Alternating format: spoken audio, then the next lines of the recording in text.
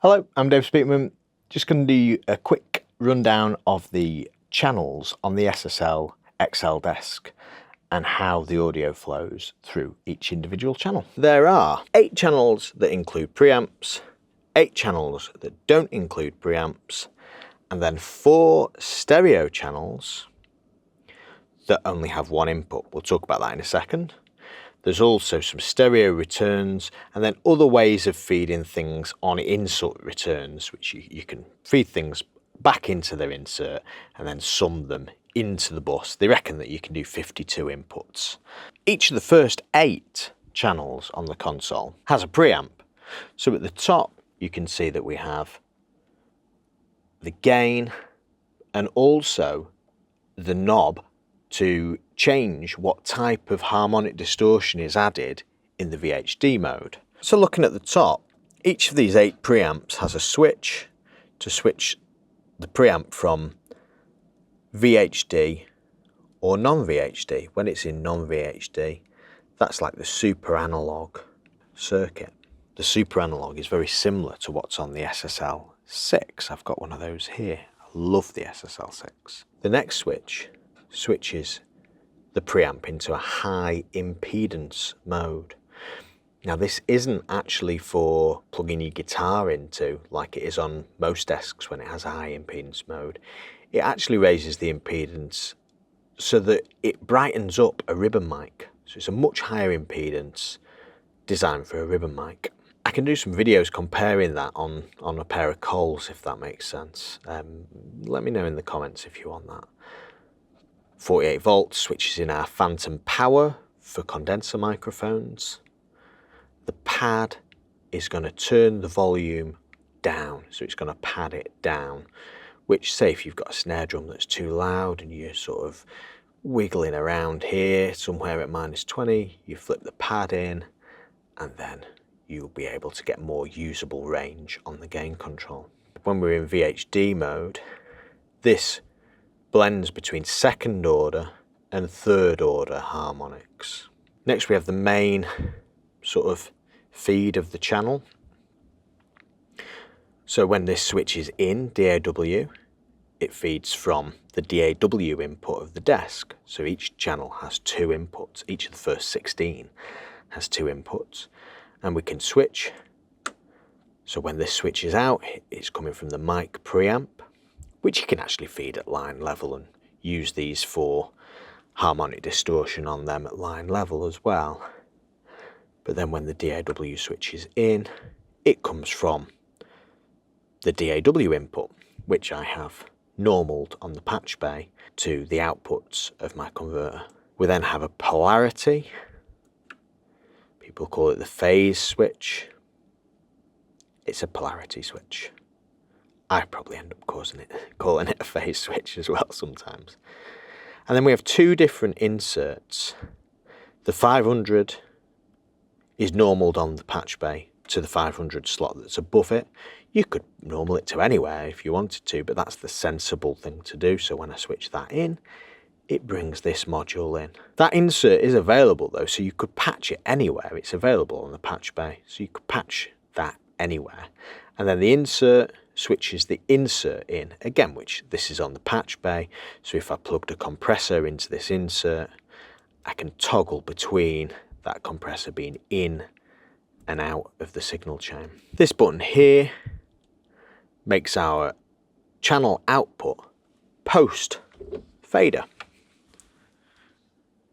So when this is switched out, the channel fader will actually not affect the feed to the output. So there's a direct out for each of these channels, and the direct out is what is feeding Pro Tools from the desk. With this in, that enables me to control the level, which means that if I was using this preamp, I could actually distort this preamp somewhat, but then bring the fader level down to not clip the converter on the way into Pro Tools. The good thing with having this out is that if I was feeding one of the buses, which I'll talk about in a minute, I could control the level to the bus, but the level of the output would just be 0. It'd be really cool if this console had 0 dB switches for each of the faders, like they do on the box, and I think the new SSL Origin. I leave this in most of the time. I just leave the desk set up the way that I use it most of the time. The next thing that we come to is our stereo cue and our 2 auxiliaries. We have a switch for the stereo cue to be post fader, which means that it's pre-fader by default, which means again that this fader's movement isn't going to affect the level to that, which means that we can set a headphone level essentially independent of the level that we're sending to tape, which is again quite useful. And then we have 2 mono sends. The stereo cue though, as I've mentioned in other videos, the stereo cue can actually, with this alt switch, you can switch it so that it feeds from the opposite input that the main channel is fed from.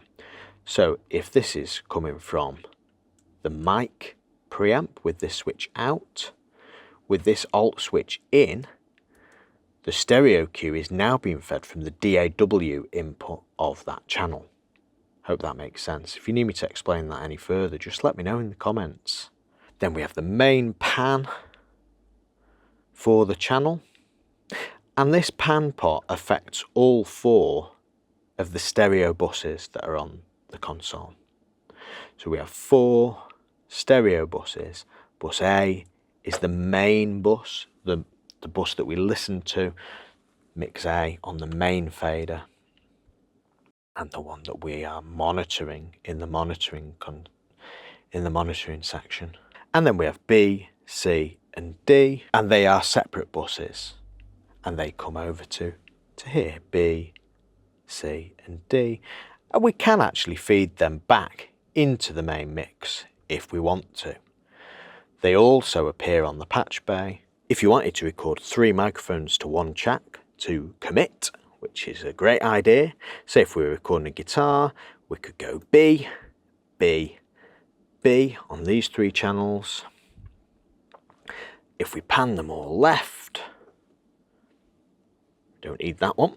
If we pan these 3 left, they would now be coming out of the left side of B, and then I could patch the left side of B on the patch bay to its own input, and then we would have committed. We also have a trim pot that we can use, and we can trim that. Kind of going beyond the channel strip, that I understand, but you know, useful stuff to know, I guess. The next thing that we have is a cut, which is mute, and a solo.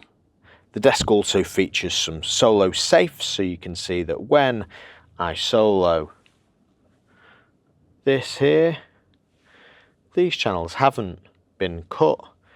The reason for that is that they are solo safed. So if I were to turn those off, when I mute now, solo now, sorry, they are being muted. Solo safe these channels. Now they're not being muted. Say if I had a load of solos that were on, I can clear the solos here as well straight away. Quite a useful little function. So some features really that you tend to only get on bigger, more complicated consoles than this that have been carried on to this. And then finally we have the channel fader. Now the channel fader, same as the pan pot, controls the send to all 4 buses. It also controls the send to the output, the direct out of that channel, if chop post, channel output post, is in. Now the difference in channels 9 to 16 to 1 to 8 is that they don't have a preamp, but what they do have is another line input. So when we switch this out, it comes from a different line input, which I feed from different preamps. So I use my Neve preamps, and then they feed these channels. At the moment I have my Neves coming into these 4, and then the Cappies come in here, and then my AEA preamp comes in here. Eventually I'm going to do it so that all 8 of these, the Neves and then the Cappies and the AEAs, which you can control the output of, are going to feed in on a different way. You also have outputs on these channels, so you could use these stereo channels as further inputs and you can record the outputs of those. You can also use the stereo returns. The outputs of the stereo returns are also on the desk, which means that you actually have, maths I can't do, 28 inputs very easily. So you have 28 inputs that you can use for tracking, and then you add another 16 for mixing, because you can do these stereo cues from the alt. So what's that? More maths that I can't do. So that takes it to 44 for mix down. And then there's different ways of coming back on the inserts and summing them. So you can come back into these. So that gives us 46, yeah, 46, 48, 50. And then you can do the same on the master bus. That's where you get your 52 from. Nuts. Yeah, so you can actually sum 52 channels through it, which is pretty bonkers. So yeah, just a brief rundown of what the channel strip is on the SSL XL Desk. Please do give the video a like, please do subscribe to the channel. Hopefully you're enjoying this content. There's been quite a bit of interest in the XL Desk from commenters and viewers, so yeah, I'm happy to do more content about the way that it can be utilised.